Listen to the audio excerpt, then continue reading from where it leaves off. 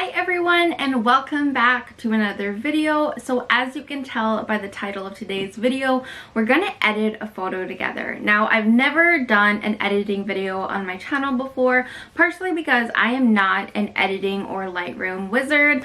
Everything I have learned about editing and Lightroom has been through watching YouTube videos and then trial and error myself. But today, this week, I thought we would do something different on the channel, and I would take you through how I edited a photo that you might have seen on my Instagram this week. Now, I feel editing is a very personal choice and decision on how you edit a photo, because depending on the photographer, they might prefer light and airy over some photographers might choose moody. So it really just depends on how you like to edit your photos as well. I prefer to err on the side of natural. I like to keep my photos as natural as possible but slightly better looking, and really keeping the photos bright and colorful. And so that's just my preference when it comes to editing, but you might be slightly different yourself. So the photo we're going to edit is this one, and to stop myself from continuing to ramble on, let's just get into editing the photo.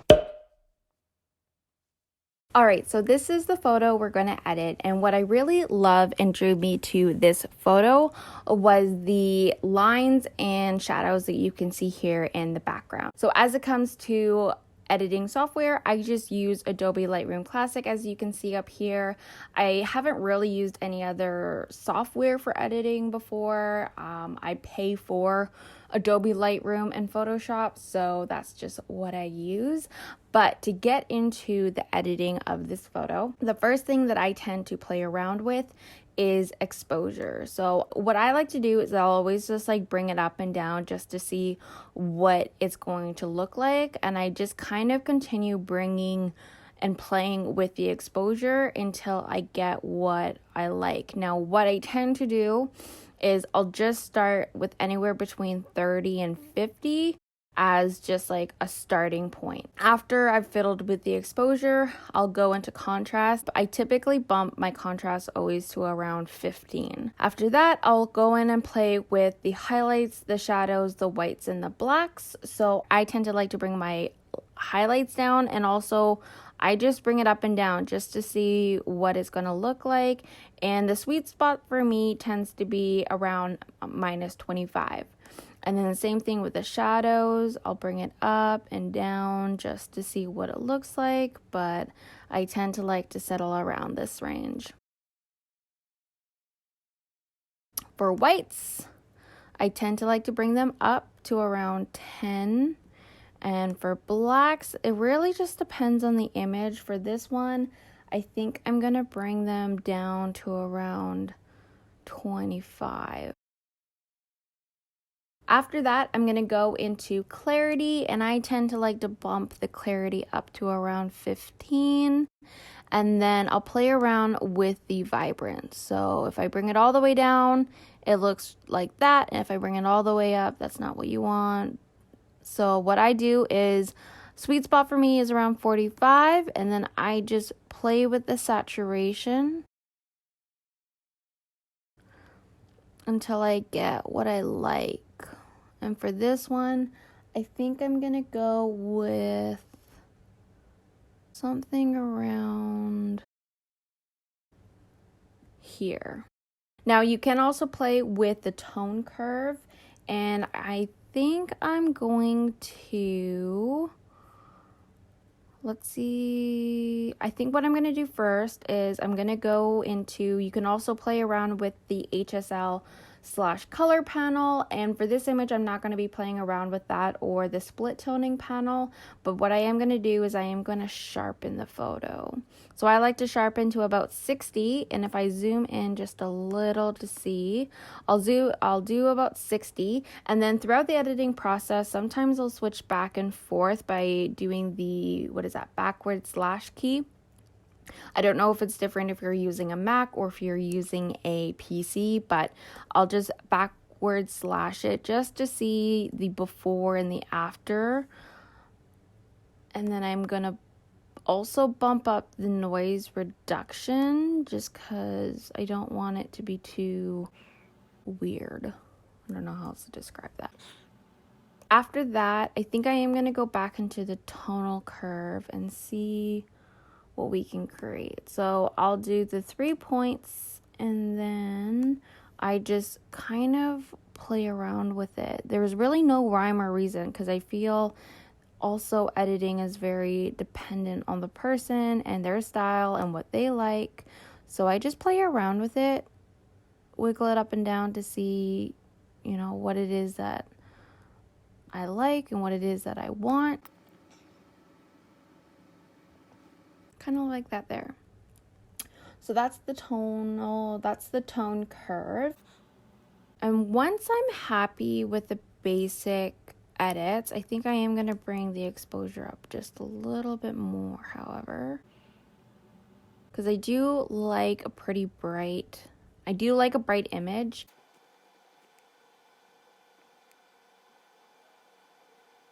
Okay, so I'm pretty happy with the basic edits right now. I've just kind of gone in and fiddled with the exposure a little bit more and the shadows.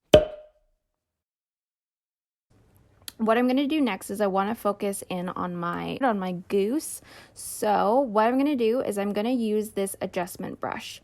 And all I'm going to do is I'm going to brush, and what I like to do is I turn on the show selected mask overlay just to see what it is that I'm brushing, and I'm just going to brush over my goose.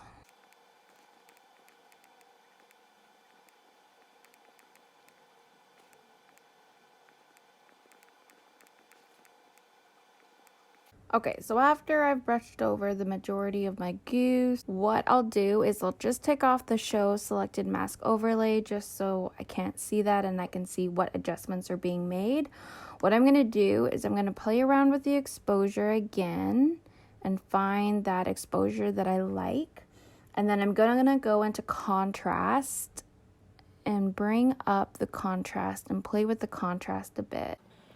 After that, again, highlights and shadows. So I'm going to bring, I think I'm going to bring my highlights all the way up. And then as for the shadow, I'm going to play with it. It's really just playing around with it and seeing what it is that I want and seeing what it is that I like.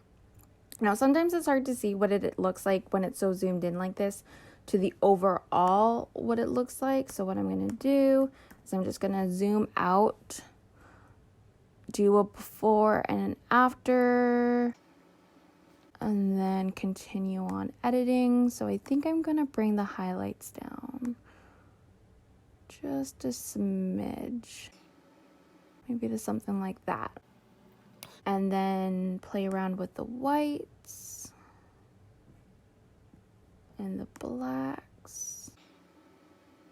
I think I like that there.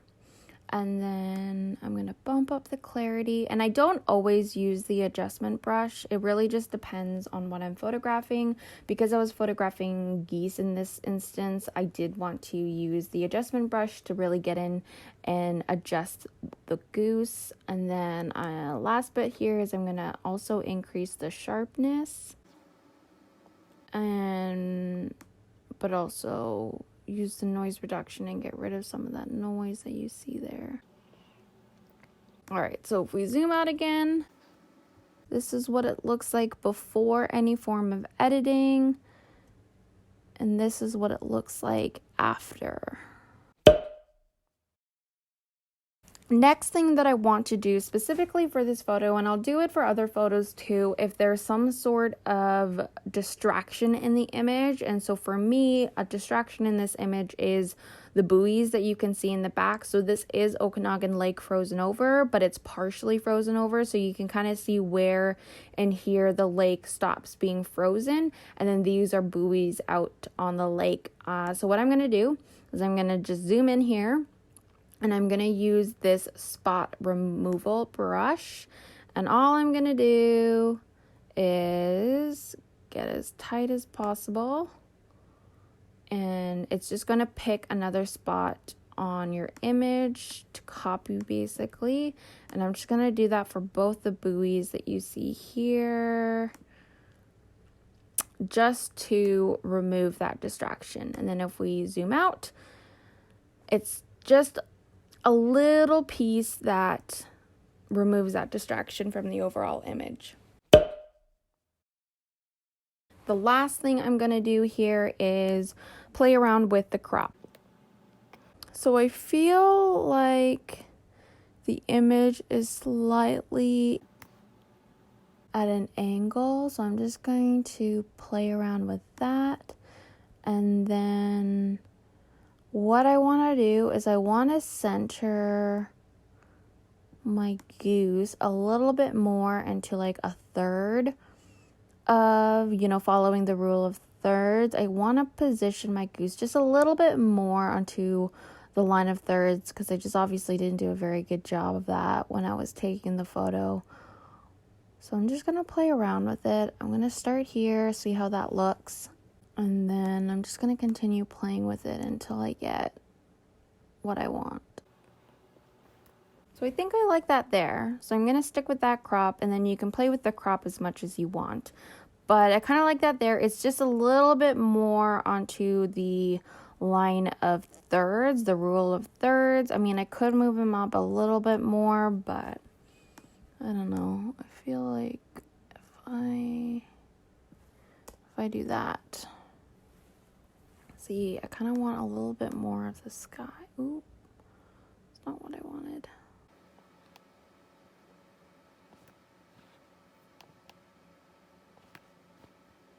All right, so I think I'm pretty happy with that edit now. So this is what it looks like before any sort of post-processing, and it really depends on the image. I don't like to do a ton of post-processing. This is actually pretty basic when it comes to post-processing. What I really like to do is just bring out the colors, bring out the contrast, and make it brighter. I used to want to have like this pastel theme to my Instagram images and to my photos and really shoot beautiful pastels and go on the more like bright and airy side for photos, but I just found that it wasn't fully me when it came to editing, because I really like bright, bold colors. So I kind of just found an editing style that was going to work for me, and this is pretty much what my flow looks like. You can obviously play around also with the radial, the graduated filter, as well the radial filter on Lightroom, and depending on the image, I will play around with the graduated filter more for like landscape photos that I'm doing. And then same thing with radial filter. I mostly play around with radial filter when I'm capturing like the sunset, but you can of course play around with all of these different filters that you have at your disposal in Lightroom, along with your basic edits, your tone curve, everything like that. But I'm pretty happy with how this has turned out. I really wanted to make my goose stand out with the background, and while also maintaining all of these lines and shadows that you see here. So I'm pretty happy with what this and how this has turned out. So the last thing I'm going to do is export. So I'm just going to go into export. And what I've done here is I'm just going to choose the folder this is going to go into, which is this one. I'm just going to make a final photos, create that.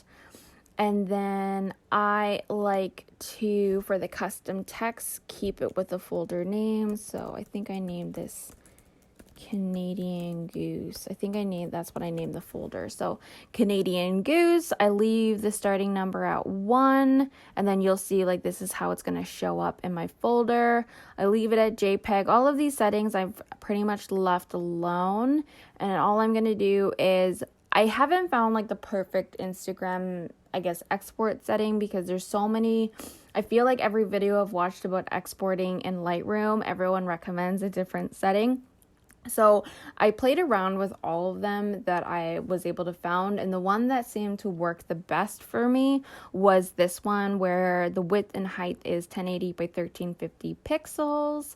And then all I'm going to do now is export. And so this is going to export to that folder that I have on my laptop. All right, so now you know how I edited that photo that you saw on my Instagram this week. Sometimes I will use Lightroom to do my editing, but sometimes I will use Photoshop if I have to.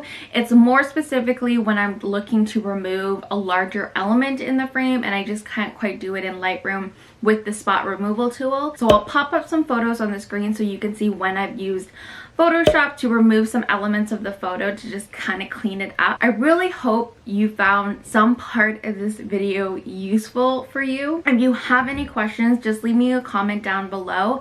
And if you like this video, please hit that like button and subscribe. And I'll see you in the next video.